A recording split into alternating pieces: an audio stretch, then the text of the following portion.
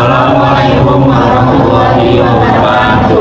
Perkenalkan, kami dari kelompok 7 Manajemen Keuangan. Nama saya Muhammad Muhairi dengan NIM 4231897 dan nama saya. Nama saya Muhammad Zaki Mubarak dengan NIM 64231858. Nama saya Triwati Februari dengan NIM 64231837. Nama saya Dina Huliani dengan NIM 64231837. Kali ini kami akan mempresentasikan tentang apa saja yang kami dapatkan pada literasi pada seminar minggu kemarin tentang literasi dan inklusi keuangan. Berikut adalah presentasinya. Dalam kesempatan kali ini, kami akan membahas beberapa hal dalam PPT materi literasi dan inklusi keuangan. 1. Investasi.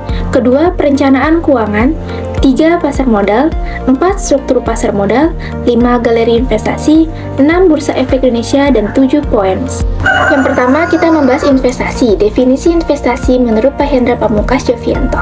Selaku narasumber dari Bursa Efek Indonesia, investasi merupakan kegiatan menanamkan modal dengan tujuan untuk memperoleh keuntungan di masa depan. Sebelum berinvestasi, kita perlu memenuhi kebutuhan dasar hidup kita terlebih dahulu. Walaupun investasi bukan suatu hal yang darurat, investasi sangat dibutuhkan untuk mempersiapkan masa depan kita. Baik, selanjutnya adalah perencanaan keuangan. Perencanaan dan pengelolaan keuangan adalah seni mengatur keuangan individu atau keluarga dengan tujuan mencapai stabilitas serta mewujudkan tujuan keuangan yang diinginkan.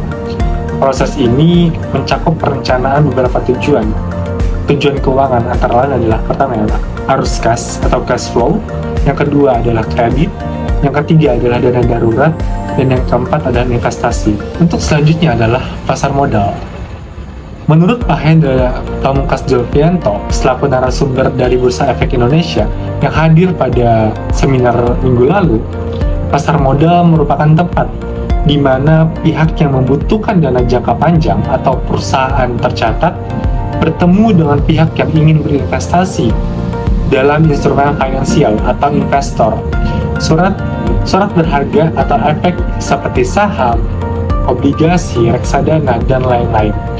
Mulai dari yang rendah resiko hingga yang tinggi resiko. Di sini saya akan menjelaskan mengenai struktur pasar modal. Yang pertama ada OJK atau Otoritas Jasa Keuangan, yaitu lembaga yang mengatur dan mengawasi aktivitas di pasar modal Indonesia. Yang kedua atau BEI atau Bursa Efek Indonesia, yaitu lembaga penunjang mendukung aktivitas di pasar modal.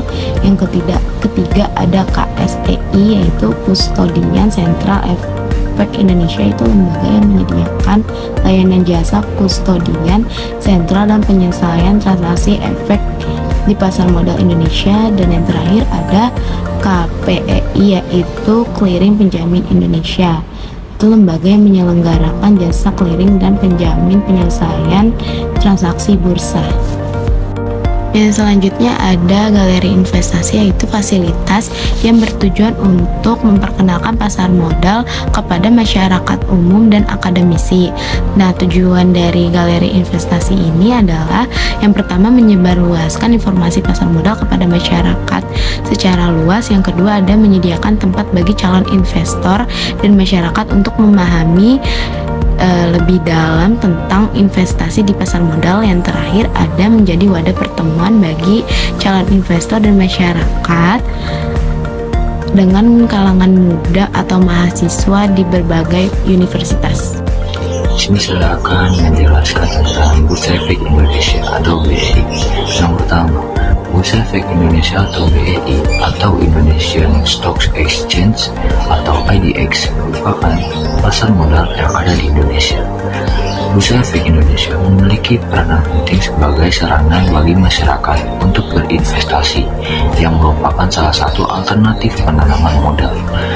Dan yang kedua, bagi perusahaan, BEI membantu perusahaan untuk mendapatkan tambahan modal dengan cara go public, yaitu kegiatan penawaran saham atau efek lainnya yang dilakukan oleh emiten atau perusahaan yang go public kepada masyarakat.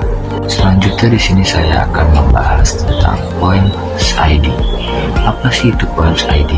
Points ID adalah aplikasi yang digunakan untuk berinvestasi saham dan reksadana secara online.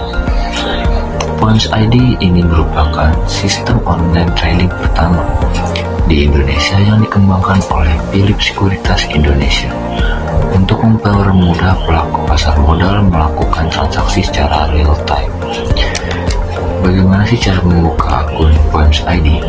Untuk membuka akun Poems ID ini perlu memenuhi syarat dan ketentuan yang ada beberapa cara yang ada di slide yang saya bahas ini. Yang pertama itu memiliki KTP, dan kedua memiliki NPWP itu jika ada, dan ketiga memiliki rekening pribadi di bank manapun, dan yang terakhir yaitu melakukan registrasi dari aplikasi Poems ID di ponsel.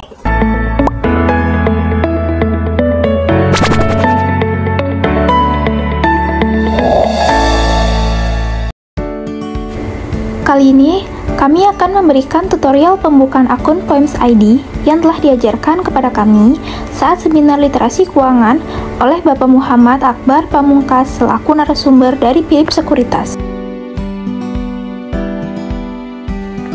Syarat dan ketentuan buka akun Poems. 1. Siapkan KTP, NPWP jika ada, nomor rekening bank pribadi dari bank manapun. Kedua, install aplikasi Poems ID di ponsel melalui App Store atau Play Store. 3. Pilih Open an Account atau scan barcode di bawah untuk melakukan pembukaan rekening. Syarat dan ketentuan buka akun Poems. Pada bagian kode referral DANIK 9, isi data pribadi dengan lengkap dan benar. Pada bagian dari mana Anda mengetahui Poems, silahkan dipilih Galeri Investasi Kampus dan pilih Galeri Investasi Kampus Univ BSI Jakarta. Pada bagian pengisian informasi rekening bank pribadi, apabila memiliki bank pribadi BCA, silahkan ketik Bank Sentral Asia. Bagi yang belum bekerja atau pelajar, dapat memilih sumber dana hibah. Mengisi data pribadi yang tidak sesuai, menggunakan email dan nomor ponsel yang tidak aktif, mengisi informasi rekening bank pribadi milik orang lain, menggunakan kacamata, masker, softland pada saat verifikasi wajah. Selanjutnya, isi data nama sesuai KTP, email, nomor ponsel yang aktif. Masukkan kode verifikasi yang dikirimkan ke nomor ponsel yang didaftarkan. Pilih jenis rekening reguler atau syariah, saran silahkan pilih reguler. Isi data informasi bank pribadi, jika bank rekening bukan BCA, silahkan pilih Bank RDN Permata. Ambil foto eKTP, NPWP jika ada, dan foto selfie memegang eKTP bagi pemilik rekening BCA. Bagi pemilik rekening bank selain BCA, lakukan verifikasi wajah. Lengkapi data tempat tinggal, status, pernikahan, dan nama ibu kandung. Selanjutnya, isi data pendidikan pribadi dan sumber dana penghasilan. Apabila belum bekerja, silakan memilih hibah dan mengisi data orang tua yang bekerja. Isi data kampus, isi data orang tua atau wali yang menjadi sumber penghasilan. Isi formulir untuk mengetahui profil risiko dan produk investasi yang cocok untukmu, bebas dipilih sesuai pilihanmu. Cek kembali data kamu, jika sudah benar, klik lanjut. Tahap terakhir, centang dan baca syarat dan ketentuan dengan benar, lalu klik setuju. Upload foto tanda tangan di atas kertas putih polos, lalu klik lanjut. Selesai, klik refresh di pojok kanan atau secara berkala untuk mengetahui status pembukaan rekening dan melengkapi kekurangan data pada saat pembukaan rekening. Berikut adalah tutorial pembukaan akun Poems, dan pembukaan akun Poems telah selesai. Sekian dari kelompok kami. Kurang lebihnya mohon maaf. Wassalamualaikum warahmatullahi wabarakatuh.